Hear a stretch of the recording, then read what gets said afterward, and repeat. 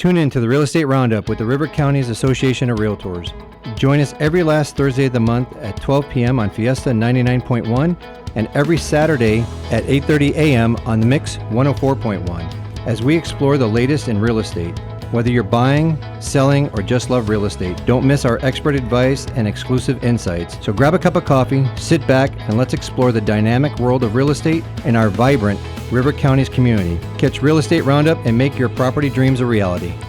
Welcome to the River County Real Estate Roundup. And today, Kelli Paul is joining us. Kelli, welcome. Good morning, Michael. So I'm Kelli Paul, and I'm president of the River Counties Association of Realtors for 2025. And I'm here this morning with our CEO, Michael Parent, and we're glad to have him. He's been with us now for almost 2 years, and he hails from Chicago.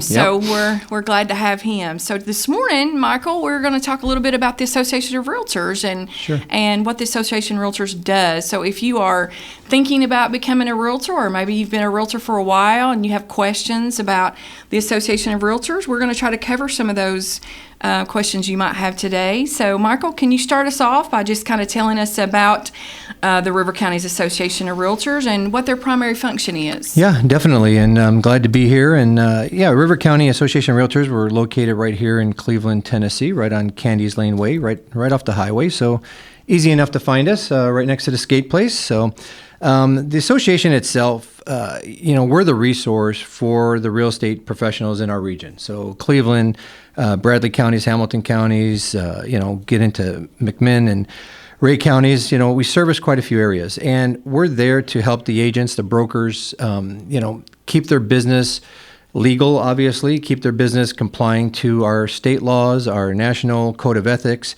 It's to be that trusted partner and voice for both our members and the communities we serve. The primary function, is providing service to our members so they can provide good service to their clients. And obviously, we all pride ourselves as being a licensed realtor as our professionalism. Ethical practices, making sure that we are doing what we should be doing by the seller or the buyer that we're working with, and we also do a lot of education. As you know, last year we had quite a few educational classes.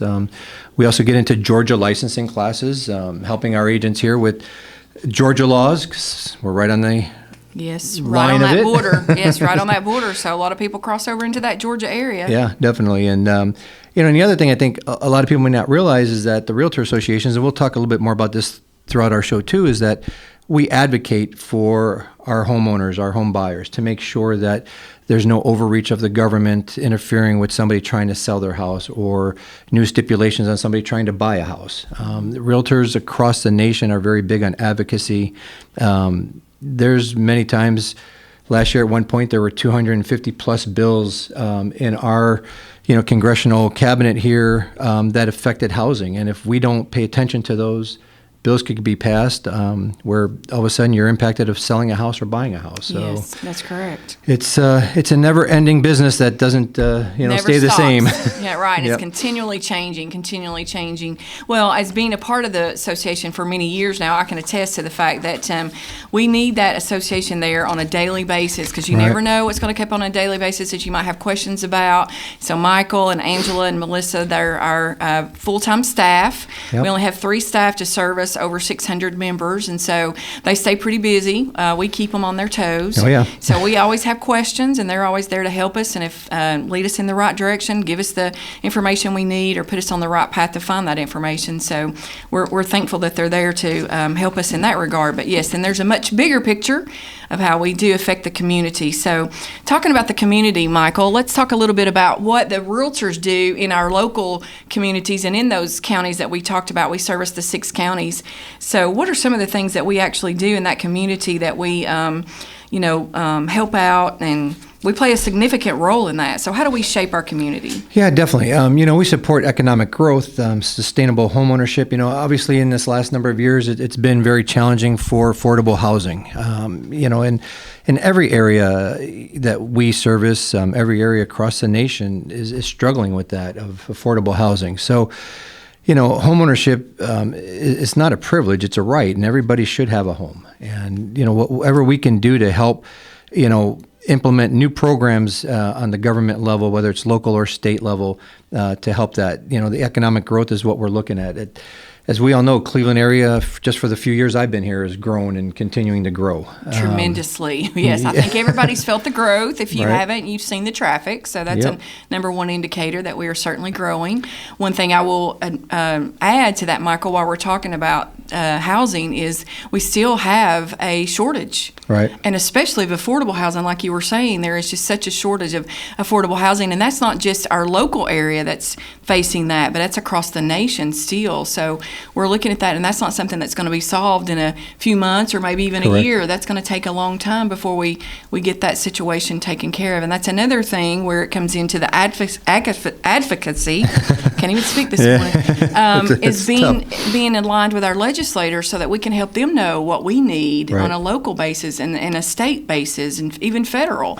So we work alongside our elected officials as well. Yeah, and especially in May of every year, NAR, the National Association of Realtors, we have our legislative mid-year meetings in May, and we all converge upon Washington, D.C. And I think a lot of the people here, just in our general public, don't realize that we even take it to those levels, to those steps. And I've been a licensed realtor for 30 plus years, so have you, right? And we've seen all of this, and we're familiar with it, and we get involved in that. And even though our state legislatures are here, we go to their offices there in Washington, D.C. That's correct. We knock on their doors. Yeah, and we have to. If you think about a state legislator, there's so many things they got to keep track of. So for them to understand our business inside and out, as well as every other business, it's not easy. So we have to be there to help educate them on what they should support, what they shouldn't support, or if there's something they're supporting, maybe they need to modify it. And that's our job as well. And I really don't feel the community understands realtors playing a vital role in that. That's correct. And we met with Chuck Flashman last year, Correct. and the first thing he said was, well, what's going on? What do I Right. need to know? You Yep. know, because you're right. They do have so many things that they're concerned about and having to keep an eye on and keep track on, that they don't always have their pulse on exactly what, the local area needs. So they appreciate Sure. us coming and saying, hey, here's what we're dealing with. Here's our local issues. Can you put that before somebody that can help us out with these things? And so one of the things that I'm proud of that we have fought for on so many different occasions is that we do not have a state income tax. We've Right. taken there. Yep. There's a lot of things that we've gone for them, and they've continued to fight for in the property rights. And I think that's important for everyone to know, every homeowner, every citizen of our area to know that we are there to fight for your property rights and your right to own your own home and to make it affordable, and the programs and a lot of that trickles down to even the lenders, because that helps them come up with better programs that can suit you for what your individual needs are. So it's a big picture that comes together and has to work all together.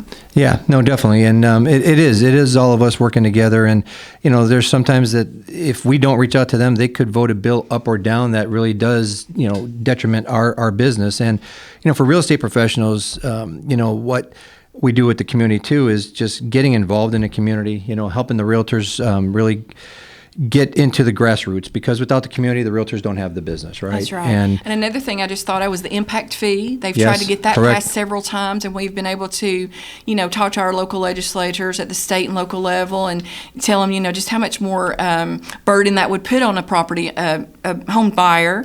And so we've been able to defeat that on several occasions as well. So otherwise, that would have been a fee that would have Yep. probably been put back on the homeowner, and that they would have had to pay. yeah, and we work with the Home Builders Association, in conjunction with them, because when those impact fees are being pushed to them, that's going to be pushed to then the consumer. And so we have to work together on that to make sure that, again, we have affordable housing, because builders can't absorb all that, so it is going to be passed to the consumer. And, then it's going to make a house all of a sudden out of reach for somebody. So then we're back to the root of the whole problem again. Exactly. So, that did come up last year, and we do need to make sure that we stay on top of all of that as well. Right.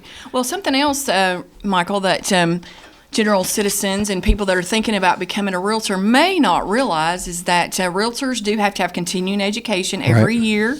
Yep. You have to have 16 hours of continuing education. And there's several different avenues that you have to do in order to get your license and take your state and national tests. But then you do have to have that continuing education every 2 years, 16 hours.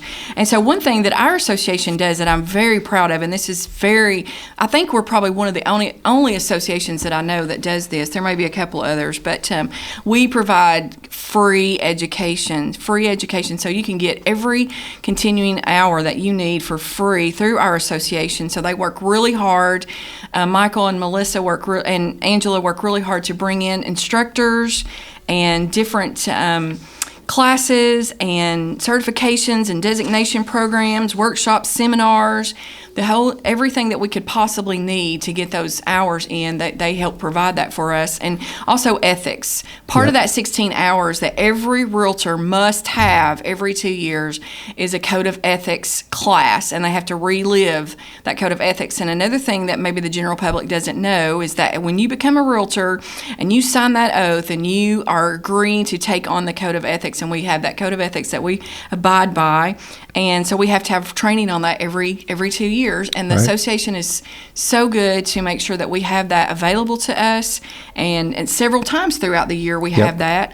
So talk a little bit about the education we had last year, actually. Yeah, and actually right now today we got a code of ethics class going on right now, and the classroom is full. So because we need that, we need to have it. Yes. Yeah, definitely. And last year, we did an array of classes. As we mentioned, Georgia classes. We had our obviously state classes here, and then we get into designation classes, which is a higher learning for the realtors that they can earn different degrees, designations in senior, experience. We have GRI, which is the Graduate Realtor Institute. I can't speak either.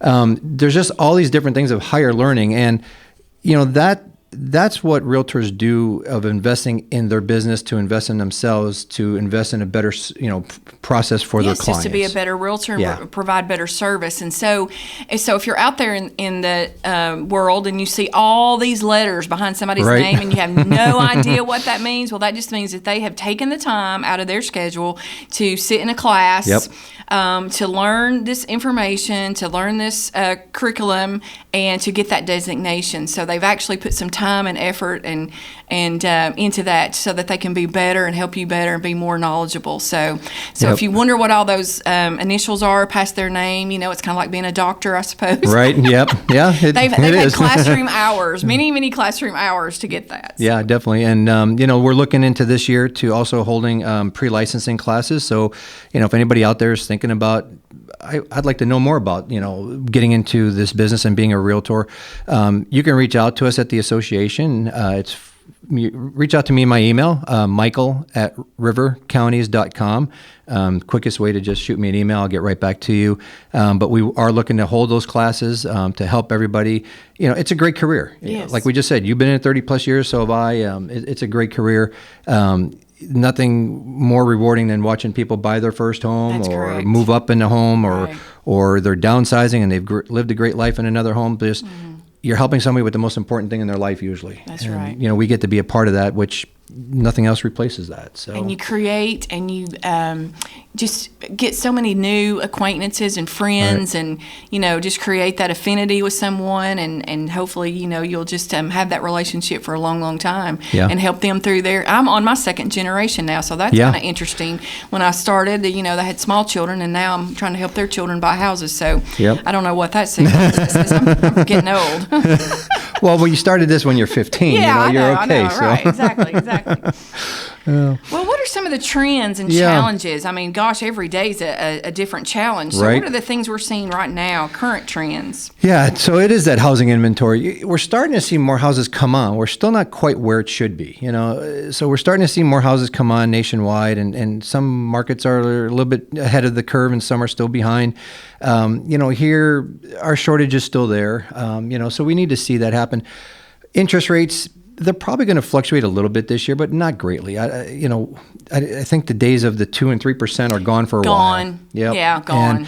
And, a 6% interest rate, if you look at it over the life of interest rates, that's a very healthy interest rate. I remember when we were at 14, 18%, buying my first house at 10.5%, I thought I won the lottery. So if you're at 6%, Easy numbers on that is $6 per thousand on your Correct. mortgage. So it's an Yes. easy way to compute what your mortgage payment will be.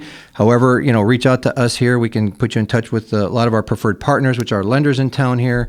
They do a great job of helping you figure out what your price point should be, what Yes. your monthly payment's going to And be. there's so many programs available that people are not aware of, but there's so many different programs, especially for those first-time home buyers. And Yes. and again, let me just define first-time home buyer just for a second, just on a general basis. The lender would probably have to, go in more in depth about that for you, one of our preferred partners. But that is if you have not owned a home in the last 3 years. Right. So a lot of people may not realize that. If you haven't owned a home in the last 3 years, as far as the lending is concerned, you are still considered a first-time home buyer. So you can get some of those first-time buyer programs that, are no down payment. Maybe, there's all different kinds of ways you can do that. There's special programs out there if you're a policeman or a teacher. Right. In the military, Yep. that kind of thing. There's all Veterans, kinds yeah. of special programs, veterans. Yep. So, reach out to us and we can help you along the way and lead you into the lender that can help you with those programs too. Yeah, no, you're right. And, so you could be 60 years old and be a first-time home buyer, That's like you correct. said. So people do have that perception of, I bought a house 25 years ago. Well, you haven't owned one for 23 years or whatever it might be. So yes, you can be that first-time home And buyer speaking of again. VA too, sometimes a Yeah. lot of people may not realize that you can use your VA benefits more than one time. Right, So correct. if you've already bought a house using your VA benefits, then you can certainly use that again. So Yep, definitely. want to put that out there as well. So, we're seeing prices, they're starting to, in my opinion, get stabilized a little bit, because, again, our markets have changed. Obviously, we're in a new year now, but don't wait for those interest rates. Now is a great time to buy. Again, 6%. If the rates do drop in a year, and let's say we go to 4%, refinance it. So Correct. don't hold off, because if you hold off going into that house this year and you wait till next year, your house might be 5 or 8% higher next year. Correct. So you're losing out on that equity. So buy it now. And as you just mentioned, we have a wealth of different programs that are available through all of our preferred partners. You could put down as little as 3% or 5%, or sometimes Or you there's might even You zero. might even be eligible for 100%, Yep. where you don't have to put down anything. Yep. I've actually had closings where the buyer's gotten money back at the end. They Yep. may have paid for their appraisal up front that came out of their own pocket, but at closing they got that money back for that they had spent for the appraisal. So Sure. it may be that you can get in for zero down and. So I always say date the rate and Yep. marry the house. Exactly. Yep. And the one thing I want to make clear too, our industry's changed a little bit. When you meet with your realtor, whether you're selling a house or you're buying a house, that realtor is going to ask you questions, right? Because a lot of people think, well, just show me a house. I'm sitting out in front of this house, call up a realtor, hey, come meet me. That isn't the best thing. It's not the best thing for the person on the other end of that phone, whether you're the realtor or you're the client. Correct. Meet that realtor in their office. Sit down, talk to them about what you're looking for, because just because there's a house for sale down your street doesn't mean that fits your needs and what you're looking for. Right. And with our industry, we have some new rules that have changed. Our realtors now are required to sit down with a buyer, discuss the whole buyer process with them so they understand it from beginning to end. So That's meeting correct. meeting on a spur of the moment at a house, again, that's a safety issue. It's not good for either side. Meet your realtor at their office, spend a half hour. Right. You should be having that consultation Yeah. before, so that everybody's expectations are set, Right. and you know more about what you're looking for, what you can afford, what your needs are, what your Right. wants are. We Yep. can make a plan, put that together, and go from there. So Yeah. yes, You know, and you- the new rules, like you say, the new rules that's been put in place for all realtors is that we do have to have that meeting firsthand. Right. And, you have an issue health-wise, you don't walk into your doctor's office and they take you right to the operating room. They ask you a series of questions Right. before they go to that step. So That's to serve you better. yeah, it's to serve you Right. better and to make sure that, they're doing the right thing. So our realtors, when they ask you, hey, meet me in the office, don't take that offensively or anything, that this is the way we need to do our business. And we need to make sure that you understand the whole buying process, because maybe there's things that you might not want to do right now. And you say, well, it's not the right time for me. Sure. But that's what has changed in our market a little bit over this last year. And that comes from some changes that the DOJ has pressed upon our industry. So we got to abide by it. And every realtor should be asking you to meet them there and just discuss the whole process. And then from there, then you go find your houses. We get you in Correct. touch with a lender, we know exactly what your price point is, and now let's get you out there. So Yeah. Yes, well, we've definitely still got some challenges, and we work on them daily. As far as, like you said, Michael, affordability. Prices are still steady. I have noticed that the houses are on the market a little bit longer than they once were. Right. There was a time there that we put the sign in the yard and it was already sold by the time we got back to the office. Those days are kind of over. Yep. So I think I would still consider it a seller's market, but I think the average days on the market now is about 45 days or something, which is healthy. That's very good. That's very good. I mean, I've been in markets that's much more than that. Yes, more than that. Yeah. Yep. And one thing too to keep in mind is so many things have changed, but the buyer usually starts online now. 99% of the buyers probably are going to start online. They may have been looking for houses for 3 or 4 months before they ever contact you, the realtor. So they've already kind of pretty much vetted the market, so to speak, and they kind of know what's out there. They kind of know what the price ranges are. And so a lot of times with sellers, they think, well, I haven't had my house shown. I haven't had my house showed. Why am I not getting any showings? Well, your house is being shown around the clock, 24/7. People are sitting in their homes at midnight in their pajamas. Yep. They're looking at your house. So that's kind of how the whole world has changed since I got in the business, correct? And so that's not an indication of whether or not your house is getting the market activity that it needs. So just keep that in mind, that people have already been looking at your house for probably several months before they actually come to take that live tour, as we kind of say. No, and you're right. And technology has changed that because, with our videos and, our, photos that we can now do all professional photos and really make a house look good and, give somebody a good idea of what that house is like before they have to physically walk through it. So, and a lot of times with a vacant house and you can't really envision what that's going to look like. Well, now we have the virtual staging. Right. So, sometimes that's a good thing. Sometimes that might not be a good thing. But at least if you've got a vacant house and you're trying to figure out in your mind, how's that actually going to work? How's the furniture placement going to work in there, or whatever? We've added the virtual staging, so now you can kind of get an idea of what a vacant house might look like. So there's so much technology. You can't keep up. No, there's no way to keep up. Day. It changes every day. There's something new that comes out every day, but it's all in an attempt to just make it a better buying experience, a better selling experience. Right. It's to help the realtor have more tools in their bag, to provide you with better service. Sometimes it's overwhelming, and you're just like, okay, it is. Right? Where do you draw the line? Where do you start? Where do you end? But anyway, it's all meant to help you have a better buying and selling experience. Yep, definitely. So, as far as our realtors, it's not all just about selling houses, right? Correct. And, absolutely. You've been involved in a number of things as well within the community, and so is our association. We really do pride ourselves on being a part of our community and reaching out to our community and giving back to our community. Right. Our community has been so good to us as far as, putting their trust in us and giving us those opportunities to help us to help them buy and sell their probably the biggest investment they're ever going to make in their life. So we like to give back, and we give back in several different ways. Yep. So a lot of people may not know how involved the realtors are in their community. So give us some of the ideas of what we are involved in on a yearly, daily basis. Yeah, I mean, we support Habitat for Humanity. A number of us have been out there to help build a home for somebody that is in need, and it's always been a great. I've been involved with Habitat for Humanity when it very first started, many years, decades ago. I remember one of my experiences with Habitat for Humanity was putting in the landscaping, which it was 105 degrees, and I was very miserable. Right. And then I drove by a couple years later, and it all died. So I didn't do a very good job. But listen, I did. Hey, the heat around here is tough. I know. I put in the effort. But anyway, yes, love working on the Habitat for Humanity houses. Yes. In the caring place, we partner last year with Southern Heritage here with their yearly food drive for Southern the Heritage realtors. Does such a great job with that. They've been doing that for so many years, and it's so amazing to see those truck after truck after truck just get loaded up with food and everybody coming out. And the realtors have always been such a huge part of that to make sure that is a success every year. And we just thank Southern Heritage for making that happen and putting that on and sponsoring that every year for the caring place. And CASA, we partner with them on a number of things, and United Way right here, downtown Cleveland. We do a number of things with them. And last year we partnered with the Boys and Girls Club to raise some funds for them for our 5K fun run walk that we had. And that was fun. I walked. And it was right there on the Greenway and at Raider Park, and We are looking again to do that this year. We're going to do it in October again. This year it's going to be a Halloween theme. Yeah, and we invite everybody to get Yeah. involved. It's not just for realtors. No, Anybody can just the get involved community. in that if you want to come out and support the local Boys and Girls Club Yep. and then, have some fun, get your exercise in.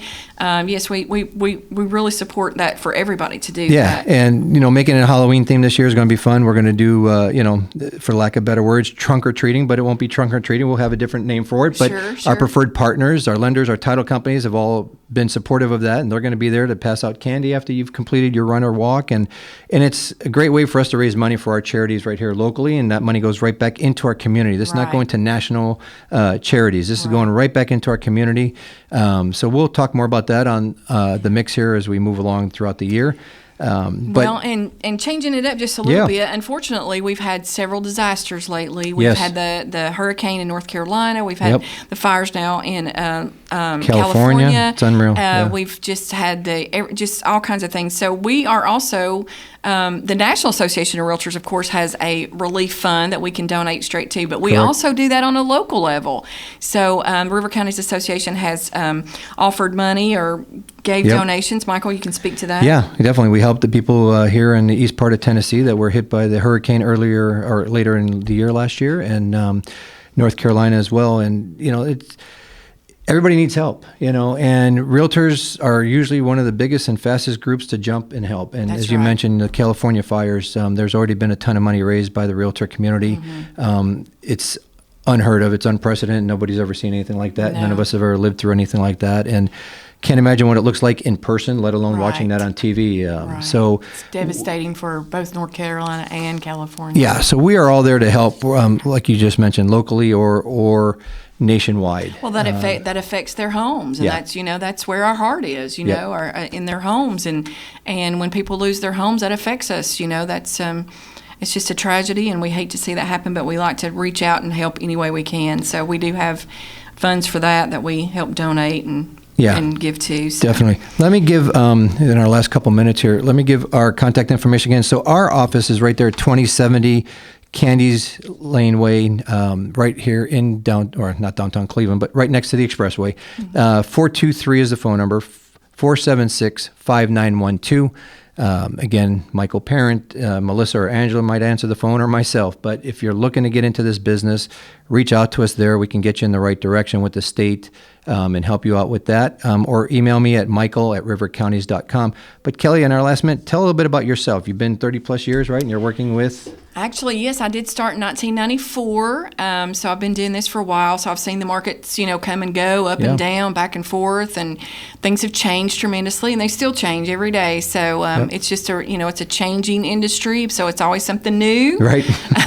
something to adjust to, but just always try to, like you say, learn, and every day's a learning experience, and just to offer a better experience for that buyer or that seller, and like Michael said, if you're looking to get into the industry, I would love for you to reach out to Michael at our association office and give him a call or an email, and he can certainly point you in the right direction and get you started on your journey to a career in real estate. Yeah, definitely. And hey, I appreciate you being on the show today. You turned it around where you interviewed me. I'm usually interviewing, and I really appreciated that and enjoyed that. So it was a lot of fun.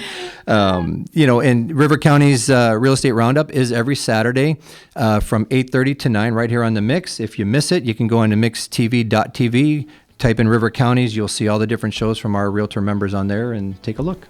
Kelly, thank you. Thank you, sir. All right, thanks. Have a great afternoon. Thanks, everyone. Bye-bye. Do you imagine a career with flexibility and limitless income potential? It's possible by becoming a realtor. The River Counties Association of Realtors, located right here in Cleveland, Tennessee, is ready to help you unlock your potential. We're your go-to resource for guiding you to obtain your Tennessee real estate license. We're more than just realtors. We're a vital part of our community. Partnering with local charities, we work tirelessly to make a difference. Join the River Counties Association of Realtors today, where your career can thrive and community can too. Visit rivercounties.com or call 423-476-5912. Your new path awaits.